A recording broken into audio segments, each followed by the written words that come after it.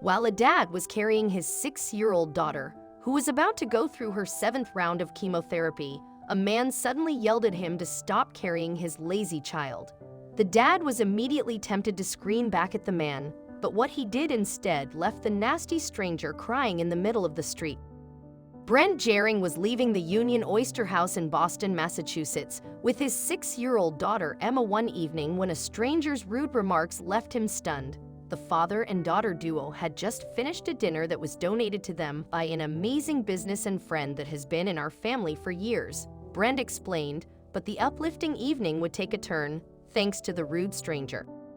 As Brent crossed the street, he carried Emma in his arms. You see, Brent has had to watch his daughter battle cancer for most of her life.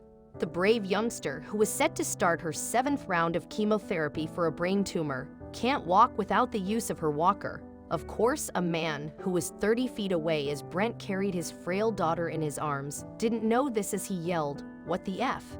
Make her walk." That's what is wrong with kids today.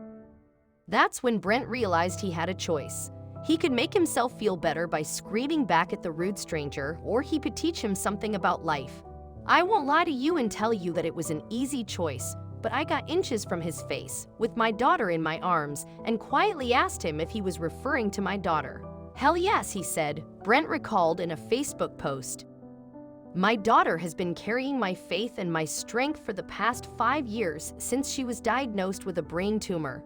She can't walk, but I am happy to carry her because of all the amazing things she has taught me through the years. So I would advise you not to address my daughter in any way other than respectful, Brent boldly responded. I won't tell you the rest of the story, but it ended with 2 grown men with tears rolling down their faces.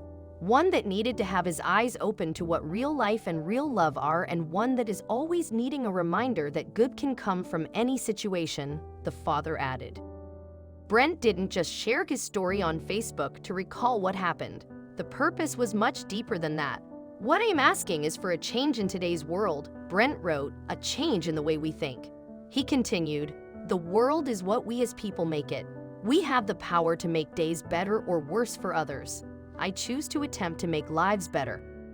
Then Brent Gehring explained why this story is important. It serves as a reminder that we don't always know the whole story when we see someone and immediately jump to a conclusion. There aren't many of us who walk down the street without making some kind of judgment about complete strangers, often without stopping to consider why. It's human nature to assess the situations around us and form an opinion, but sometimes we are so greatly mistaken.